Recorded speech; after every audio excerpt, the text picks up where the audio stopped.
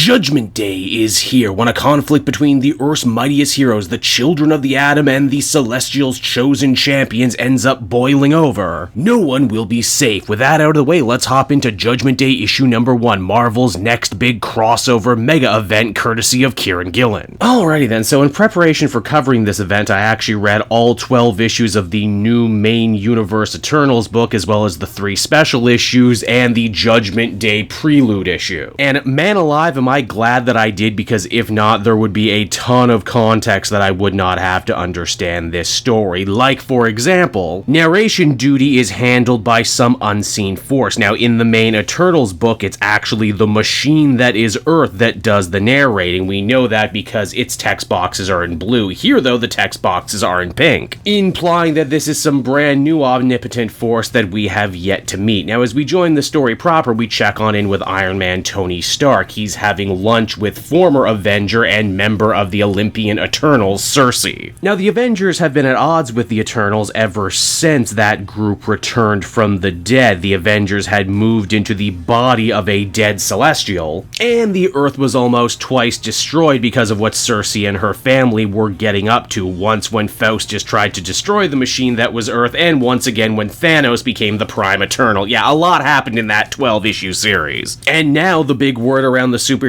community is that the Eternals plan to make war on the mutants of Krakoa, which is naturally going to be bad for everyone, so the Avengers are trying to hop on in and play mediator. A job which they take very seriously, especially considering that Sersi is a liar and a schemer, and because of that, Echo, the brand new host of the Phoenix Force, opts to grab her while they can. All of this happens too in the shadow of the Treehouse, the X-Men's brand new New York base of operations. Mutant kind, as you may or may not know if you haven't been reading the main X-Men titles, finds themselves in a rather uncomfortable position right now. Scott had revealed to the world the mutant resurrection protocols. Basically, if you're a mutant, you can't die now because the Five can bring you back to life, and regular everyday people, well, they've always kind of hated and feared mutant kind, but now there's an extra dimension of jealousy attached to it all. You know, why should they get to live forever? Why should they get to be reunited with their loved ones while we can't, just because they were born different? And yeah, the subtext here also seems to be that the Eternals are a little pissed off that mutant kind has started horning in on their whole immortality racket, though in reality the truth behind what's going on is, as always, a lot more complicated. Now, the X-Men were already aware of an impending attack thanks to Destiny, one of their most powerful precogs. They knew one way or another they were going to war, be it with the Eternals or be it with Orchis. Complicating things is the fact that mutant kind needs to get ready to fight a war on 2 fronts, not only their island home of Krakoa, but also their brand new Mars colony of Erico. Mutant kind has been hard at work for a while now, trying to resurrect all the mutants they lost in Sentinel attacks and other such related acts of anti-mutant violence, and while they've made great strides, not everyone they've brought back is a fighter. The Erico mutants, though, on the other hand, are all hardened warriors that they think will help them turn the tide of battle. Here's the thing, though, the Eternals have all sorts of dirty tricks up their sleeve, and that's exactly what Iron Man and the Avengers are trying to get to the bottom of. Apparently, somewhere on the vast sea floor, ancient machines have been reactivated. Tony and the others assume that this is some sort of Eternal super weapon, and for once, Sersi's actually at a loss for words. She doesn't know what this means. In fact, she doesn't really know what most of Eternal society is planning right now, because her, Icarus, and all the other important named movie-adjacent Eternals broke off from the rest of Eternal society. Once they discovered that the dark secret to the Eternals' immortality is actually trading human lives for their own. Again, like I said, a lot happened in that 12-issue Gillen series if you didn't read it. Now, leading the Eternals' path to war is none other than Droog, famous lick-spittle, backstabber, and all-round snake in the grass. Due to much upheaval in Eternal society, as well as a lot of good old-fashioned political maneuvering on Droog's part, he found himself with the job of Eternal Prime. But because he is such a weak, unlikable individual, he knows that his stranglehold on power is tentative. Because of that, he basically singled out mutant kind as an easy enemy for his people to rally behind. You know, nothing helps approval ratings like a good old-fashioned war, am I right? Droog was able to do this by changing around some interpretations when it comes to the Eternals' most deeply held laws, basically to stamp out excessive deviation in all of its forms. Or, to put it another way, that big Celestial that died on Earth and bled everywhere, well, that necro fluid led to the birth of the Deviants, and the Deviants deviants themselves were a key factor in all these different superpowered people being born on Earth. Ergo, mutants are deviants and we should go kill them. Of course, Droog harbors no illusions that he'll be able to win this fight on his own, and because of that, he's decided to enlist the help of Uranos the Undead, brother to Kronos and Oceanus, one of the 3 great patriarchs of the Eternals.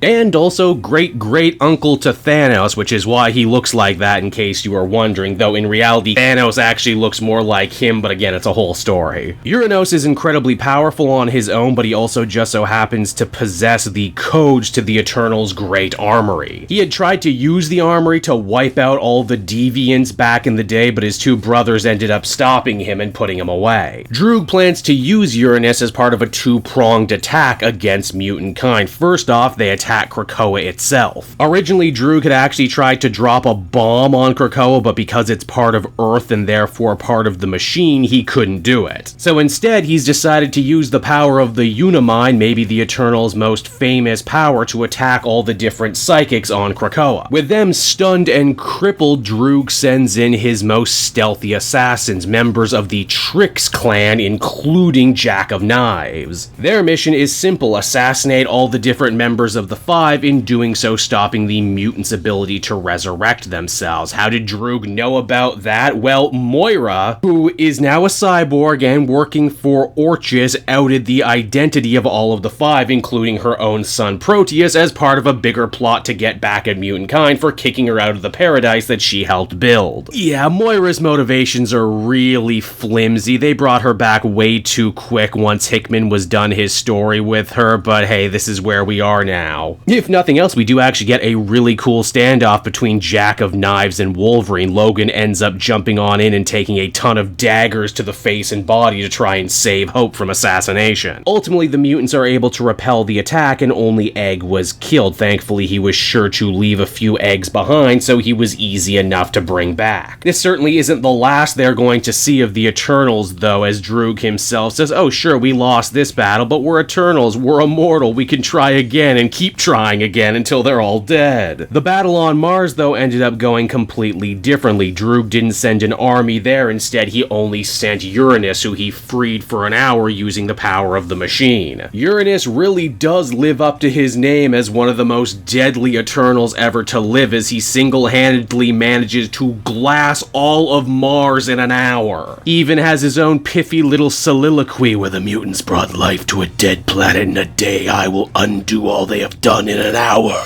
Geez, you really can see where Thanos gets it from now, can't you? Now, Droog knows he can't count on Uranus, though, to win this war from him. He would just as easily kill him if given the chance, so instead, he's decided to go with another plan. And that would be A, appealing to this new anti-mutant sentiment, saying that he plans to kill them all for attempting to steal fire from the gods and make themselves immortal. And also by awakening the Hex. What is the Hex? Well, we've heard about it a couple times in the Gillen run, but their names were always redacted, and that is because, well, they're not Eternals how we know them to be, you know, human-shaped. The Hex actually seem to share much more in common with the celestial creators of the Eternals. I mean, of course, they are giant killer robots that have been sleeping at the bottom of the ocean this whole time. So yeah, it looks like the Avengers and the X-Men have their work cut out for them right now, but it seems that help might be arriving in the most unlikely of places. You see, Makkari and Ajax, 2 priests of the Eternal Faith, come to Tony Stark and the other Avengers at their new base of operations. They know that Droog is no good and they plan to stop him. They say that the only way he's able to do all of this is by weaponizing the Eternals' faith in their god. The only problem with that is that most of the Celestials as we know them are dead, and even their ghosts don't talk to the Eternals anymore, instead choosing to talk to people like Rabe Reyes. So really the answer here is simple. They just need to change the Eternals' strict religious doctrine, and to do that, they're going to create a brand new god from scratch, using the base of operations for the Avengers and Mr. Sinister's cloning tech. So yeah, you know, pretty simple stuff as the comic comes to an end. And so that was Judgment Day issue number 1, everybody, and it certainly lived up to all the hype of being such a mega crossover event featuring so many different heroes. As I mentioned before, though, this is spinning out of the pages of that Kieron Gillen Eternals book, and chances are if you didn't read it, you're gonna be lost on a lot of particulars. Lord knows I'm I'm glad I went back and read it. The stakes certainly are event level huge, which is always nice to see. The whole idea of mutant kind and eternal kind fighting over who gets to be immortal is one of those great story concepts that basically writes itself. And having the Avengers stuck in the middle for a change and trying to work both sides is also a pretty clever concept because, well, there's been Eternals who have been Avengers and X-Men who have been Avengers too. Art's really solid too. I know this is going to be a series with a ton of different tie-ins and it's going to go on for longer than we think. I just hope it can keep this sort of energy going forward, especially as Kieron Gillen's Eternals run was nice and high-minded with a good sense of humanity, which are always the sort of things that feel like they get lost in the bigger events. Overall, though, I'd feel comfortable giving this first issue a solid 8 out of 10. Check this one out, but again, keep in mind you're probably gonna need to catch up on a bunch of stuff that happened previously. I can't actually remember the last time there was a Marvel event where the price to admission felt this high.